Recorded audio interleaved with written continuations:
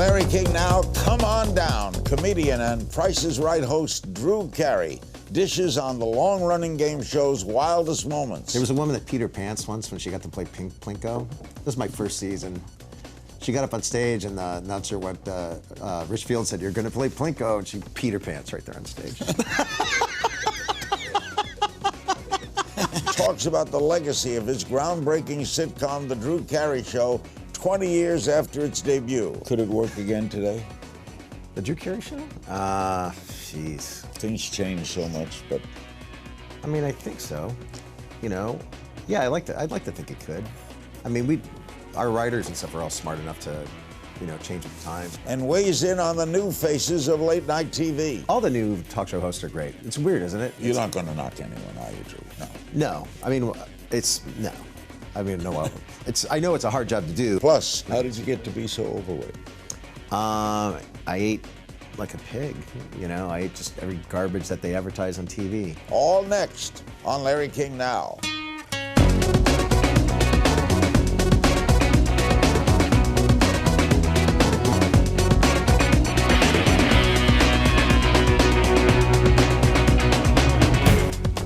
Welcome to Larry King Now. Great pleasure to have as our special guest, the one and only Drew Carey. Hey, Larry. What's up? Hey, Drew. Actor, comedian, author, game show host. He launched to stardom 2 decades ago with a highly successful self-titled sitcom, The Drew Carey Show.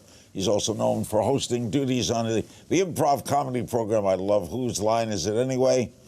And now Drew is at the helm of America's game show, The Price is Right, which is in its 44th season on CBS. In fact, I was on that show once as a guest star. Were you? Yeah, and I didn't make it. I didn't make it for the first. I goofed. I didn't get it right. It's hard. It is a hard game. Price is Right. It depends on the game. You can get some of the games are really hard to play. Did you discuss it with Bob when you took over? No, I only had I had lunch with him, and he gave me great advice. I'm telling you, he told me he said. Make the show your own. Don't try to copy me. I don't know if it was a threat or advice. That's good advice. Yeah. You have to, all right. Yeah, it was really good advice. He's great. I mean, Bob Barker was so good at being a gay. He was on Truth or Consequences. I remember that. Famous for that, and then he did Price is Right. So he was already well known to everybody when he did that show. Were you confident that you could handle a quiz show, which is a different ball of wax? It's not really a quiz show. It's kind of a... Yeah, it's a great show, The Price is Right. I was doing a show. There was a guy named Michael Davies. He was a really good television producer. And the reason that CBS noticed me in the first place is I did a pilot for him for the show called Power of 10, which is on for, we lasted about half a season. And I was doing that show and Price is Right at the same time when I first started Price is Right. So it was a nighttime game show. Top prize was $10 million. And when I got offered The Price is Right, I had to ask him if it was okay, because I already was working for him. And he said, yeah, go ahead and do it, but I have to warn you that that's a really hard show to do, because there's so much you have to keep track of. You have to keep track of the audience, and it moves so fast. I have to know where all the cameras are and where to stand and where to move, and there really is a lot going on. Luckily, I have a high aptitude for keeping track of a lot of different things at the same time. I thought, well, okay, I could do that. And I was only worried about not screwing it up. Yeah, well. Because it's been around for so long, and it's like this, you know, it's like an institution in America, this show, and you don't want to screw it up. Is it the longest running show? Longest running game show, that's for sure. Yeah, it has to be. There's like 60 Minutes has been on longer. And oh, yeah, but I mean as a game show. Game show, longest running game show for sure. Did you have a favorite show? Did you have a favorite guest moment? On The Price is Right? Yeah. No, you know what? People ask me that all the time. I get, every day there's something crazy that happens. Like every single day. It would be like asking a favorite interview or something. It's always impossible. Like impossible. Like I like what I'm doing at the moment. I bet you're like that too. Of course, I'm always in the moment. Don't think about yesterday or tomorrow. No, why bother? How do you pick the people? Come on down. You show up in line. There's like 320 people in the audience, and that's what the audience holds.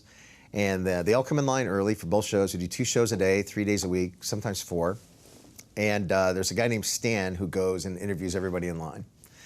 And It's Stan. really, yeah, his name is Stan. And just really quick, he goes up to people and he goes like, "So, how you doing, Larry? Where are you from? What do you do?" And you just have a second to tell him about yourself and show your energy. And he's scanning the line all the time and seeing who's like excited or who's just standing there and who's a mope, you know.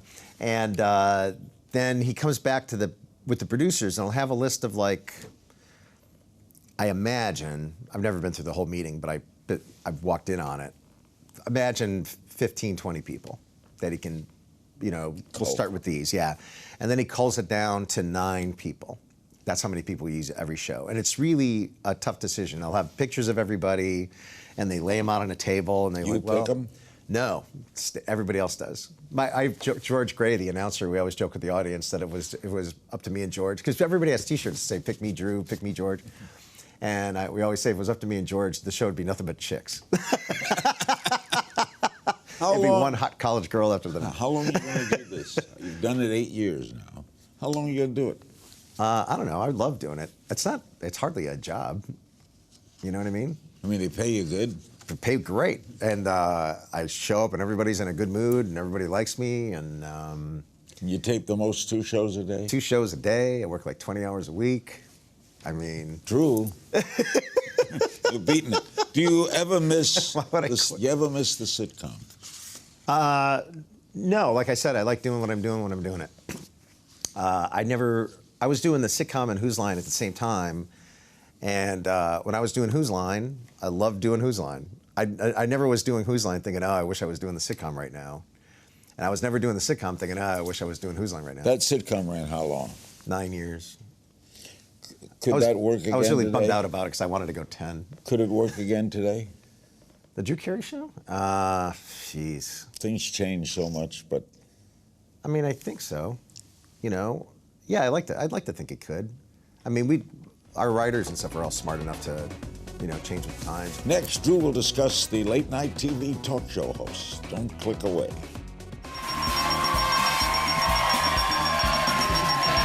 Can you believe it? How are you? I believe it. How are you? What's going on? I'm a farmer's wife from Illinois, and I don't leave the farm very often. Well,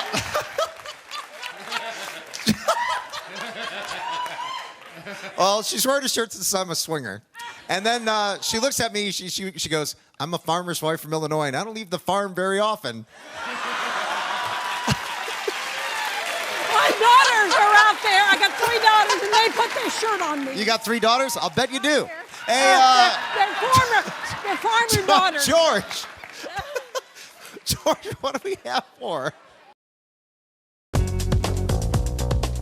We're back with the wonderful Drew Carey, who's a terrific, by the way, comedian. He worked for our Heart Foundation one year. Yeah. He was sensational. We love him. He hosts The Price is Right, 8 years, unbelievable talent, and a great show and a fun show. It's fun to watch. You can't turn it off. No, I don't care, man or woman, kid, if you're up during the day and you watch it, Yeah. you can't turn it off. It's one of those shows. All right, let's get your take on some of the new faces. What do you make of James Corden? Great. It's really funny, nice guy. All the new talk show hosts are great. It's weird, isn't it? You're not going to knock anyone, are you, Drew? No. No. I mean, no. I mean, no. I know it's a hard job to do. I did that before James took over that show. They had a bunch of guest hosts, and I did it for 2 weeks. I guess it really. Yeah, you were on it. And we talked about going on my friend's show and getting high. That's right. This comic I know, Doug Benson, has a show called Getting High with Doug, and it's a great concept for a talk show. Just in case sorry, you're hearing it for the second time, but he has guests on, and they have this pile of weed in front of them. That's right. And they get baked to the gills, and he interviews them while they get high. So I suppose you could do it by getting drunk or something. I don't know. But I thought for some reason, I don't know how we even got on it. We were talking about marijuana, and I thought you should go on my friend's show and get Larry King getting high on it. Because they had me do it on Conan. Did they? Well, it wasn't. Oh, it wasn't real? I think it was biting a cookie. You know, it was a real cookie. Was it? Was it an Marijuana cookie. Was it a real one? Yeah. How was it? I only had one bite. I couldn't know. Oh, sometimes that's all you need with these. Sometimes Did one you bite ever is want to too host the late night? You ever up for one of them? I mean, yeah, I thought about it. I thought it'd be nice to, but now that I'm on The Price is Right, and I'm really kind of busy. I mean, even though it doesn't take up like all my time, it takes up enough of my time where like another show would be like out of the question, I think. You like Colbert? Yeah, he's really funny and super smart. What? Yeah, I've always Kimmel. liked him. You know, but the incredible is Fallon, right? What he's made of it. Yeah, you know it's weird because when I was growing up, I grew up with all the people. Like Johnny Carson I was a kid and I watched him. So You were a big hit on Carson. Right? yeah, that's how I made my whole career. That's why I'm He here had today. you sit down at the couch. That's why I'm here today, because of Johnny Carson. But I was just like, when these people are in your homes and I get that with you, to be honest. Like I've seen somebody for such a long time where you're just like, oh, this is like, I tell my friends it's like meeting a postage stamp, you know? Somebody you see and like, oh, this guy, you're 3D and you're right across the table from me. And that's when and people like Kimmel and all those guys, they're more like contemporaries a little bit, even though I don't know them. But it's not like I grew up watching Kimmel and Fallon. They were just other guys that started out, I've heard about them. You remember the bit you did on Carson? Yeah, I remember it was 7 minutes and changed my whole life. I have the notes from my stand-up notes framed somewhere. I don't have it on my wall, but I did for a while. Now it's in storage. But I framed the notes I had stuff written in the margins, like I had them give me a signal at certain times, so if I was behind, I could cut things out, like individual lines.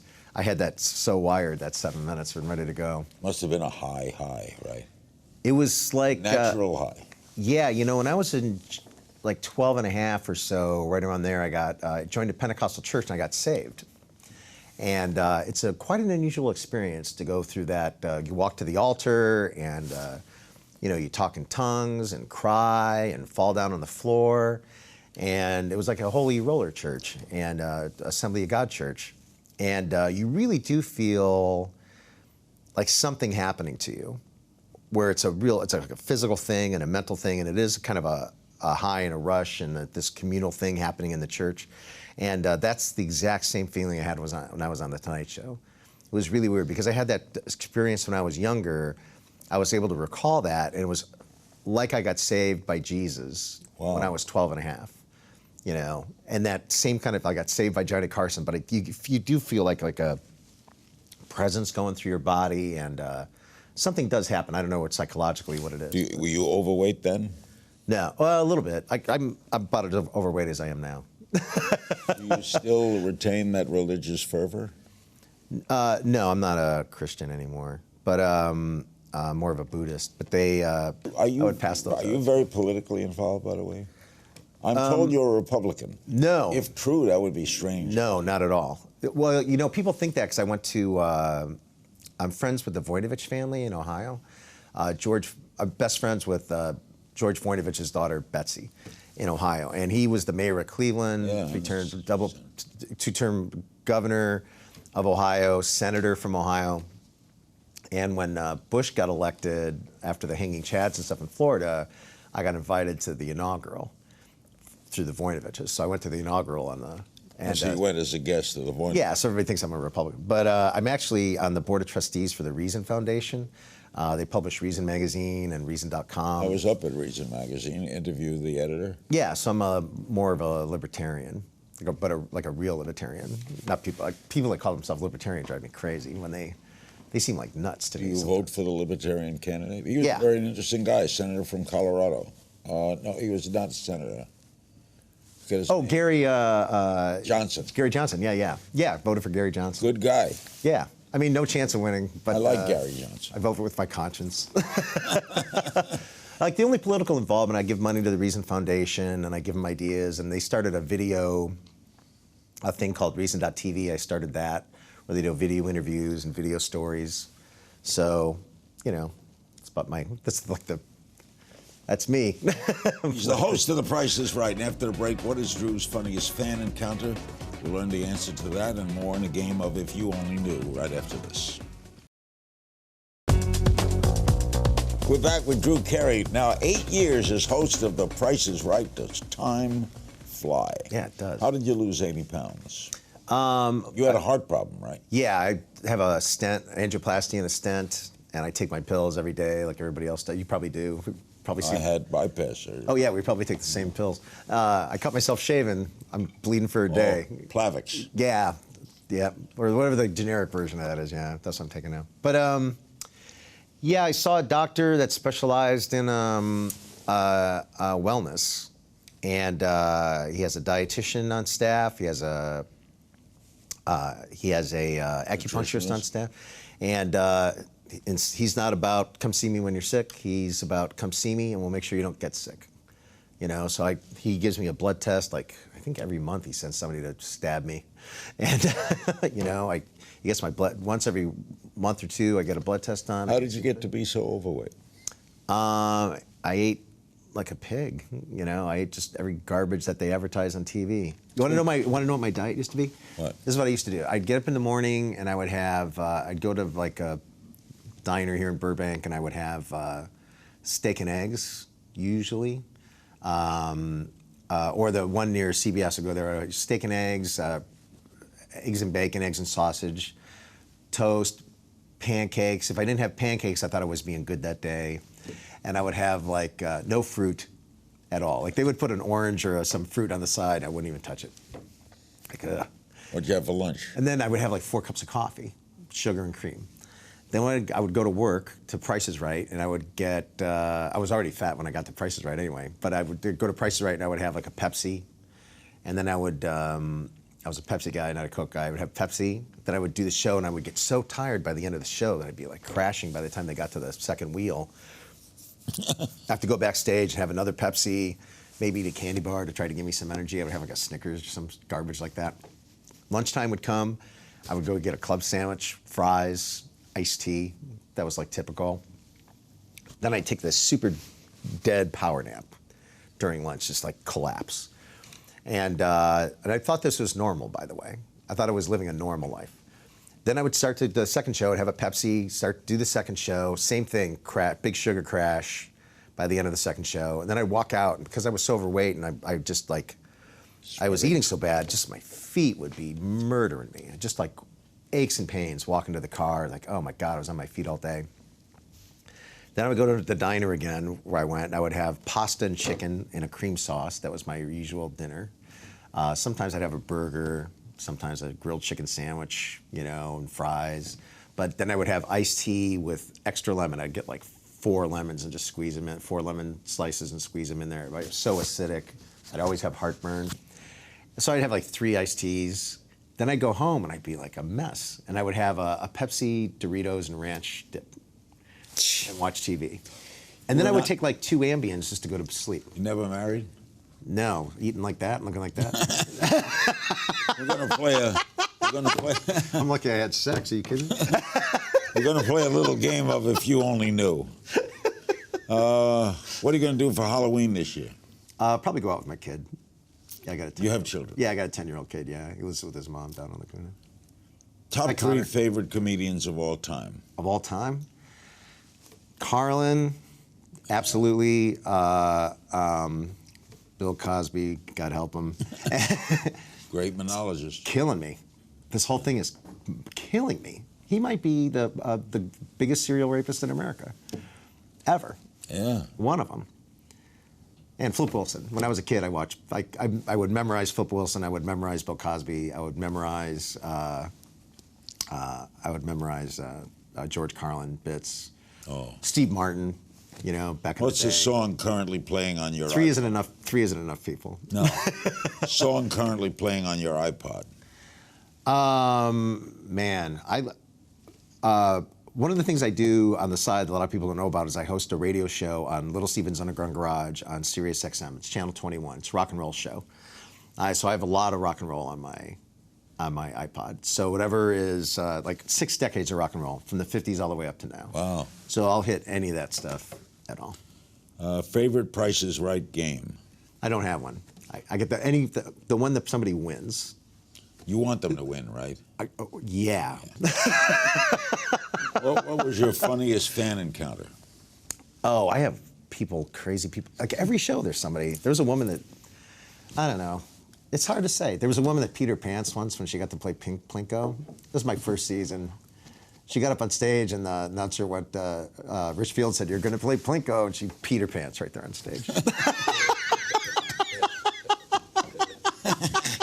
Drew, Got on the local news and everything. Like, the local news people interviewed her, because there was no hiding it. You have Like, a because she has to walk up the stairs to play Plinko, and it was just embarrassing all the way around. you have a crazy. Did you run it? Oh, yeah. Oh, yeah. She's like, "Oh, my God, I'm going to pee. I have to go to..." I was like, Why do they Plinko. get so wacko? What's When you the- call them down, they go nuts. Well, people have been waiting their whole lives to be on this show. You know? This is like a thing, you know, you've been watching since you were a kid, and, like, you know, 43 years, you figure people started watching when they're 5 or 6, even when they were able to watch TV. Now they're in their 50s. Like you on Carson. Yeah. They've been watching it their whole life, and now they're here inside their TV, and they get to actually play, and there's Plinko, the game they wanted to play. Are you kidding me? Like a normal person? An everyday person? In our final moments, Drew will take your questions, including what his favorite childhood cartoon was. We'll be right back. We're back with Drew Carey, the great host of The Price is Right. Some questions on social media. Travis Irvine on Facebook. What did your humble Ohio roots teach you about success? Oh, well, you know, I was broke all the way through I didn't get to be successful until I was in my 30s. So I had this whole life of just being a working person, not having any money, watching every penny. One time I lived in Vegas, I had to give plasma so I could eat. Really? Yeah, I needed $40 so I could eat, so I gave plasma. And yeah, I used to eat macaroni and cheese, and then without the butter or the milk, because I couldn't afford the butter and the milk sometimes, so I'd just make it with water. You know, when I got rich, I tell the story all the time. When I started making money, I started buying macaroni and cheese deluxe. I would squeeze out the chemical cheese. I'm like, all right, I made it. What was your break? Was it I throw a chicken in did there. you break the Carson show?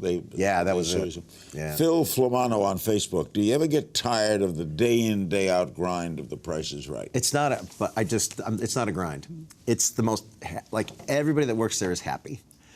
Everybody that comes in there is happy. I mean, The girls aren't bad either.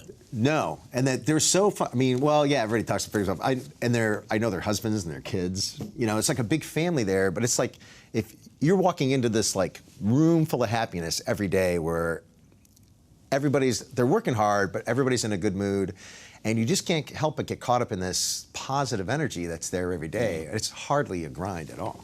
Deborah Miner on Facebook. You're so well known for making people laugh and smile. What makes you laugh and smile? Hanging out with my friends. I have a lot of really funny friends that are really fun. To be my friend and be able to hang around me, you pretty much have to be funny and in a good mood, upbeat. I don't like people that are like downers and negative. I don't want to be around them. Aromatic Seltzer on Twitter. What would you say to Larry King to convince him to be on Dancing with the Stars in 2016? They've asked me, and I don't want to do it. You did it? Yeah. All that rehearsal and stuff. Oh, the chicks are so hot on Dancing with the Stars. Are you kidding me? Oh, that's why you did it? No, I did it because I wanted to see, you know, what it would be like. I mean, why watched should it. I do it? It's just a really good experience. Aren't you kind of the person that likes to have life experiences? Yeah. Then you should do Dancing with the Don't you Stars. how much rehearsal do you do? I did like 5 hours a day, 6 hours a day. If I had to do it all over again, I wouldn't be working when I did it. The thing I regret is I was doing Price is Right and stand-up on the weekends and Dancing with the Stars. So I had like 2 part-time jobs and a full-time job, which is Dancing with the Stars, and I was so burned out, I couldn't wait to get kicked off. How long did you last? About halfway mark, you know. But you would love it. It's a really fun experience. At Progress Tenator on Twitter, have you ever considered running for president? Oh, no, I totally just, no. Or any elected office at all. I like my privacy too much. This is for both of us from Giants418 on Twitter. What were your favorite cartoons as kids? My favorite was, I love Bugs Bunny. Yeah, I watched Bugs Bunny Roadrunner Hour all the time. Love what he did that was to the best Elmer one. Fudd. Yeah, the Warner Brothers ones were the best ones. Yeah. Funniest. Porky Pig was Yeah. okay. And I like the Three Stooges. You can kind of call that a cartoon. Oh, when that came up, that wasn't a cartoon, but it was the shorts. Yeah, they might as well Be in the movies and Three Stooges. might as well have been a cartoon, you know. Larry, Curly, and Moe. Yeah. Don't forget Shemp. Truth Kith Forever on Twitter. Would you ever consider bringing your own game to Price is Right? If so, what would it be? My own game? Yeah. I invented a game on Price is Right. It's called Rat Race. Rat Race? Yeah, it's called Rat Race. There's the mechanical like mice that you wound up. It was called Mouse Races or something at first, and they changed it to Rat Race. But we wind them up, put them on a track, and you win different ones. You can pick the green one or the blue one, depending on what you win. If you know the small prizes. How many different games do you have? Then they race. We have like 75, and we, every season we'll like drop a couple and bring a couple new ones in. Drew, you're a great person, you're a really superhuman being. Oh, thanks, buddy. You Honor too, man. knowing you. Thanks, man. My big thanks to the guest, Drew Carey, and be sure to tune in to The Price is Right weekdays on CBS. As always, you can find me on Twitter at King's Things. We'll see you next time. Come on down!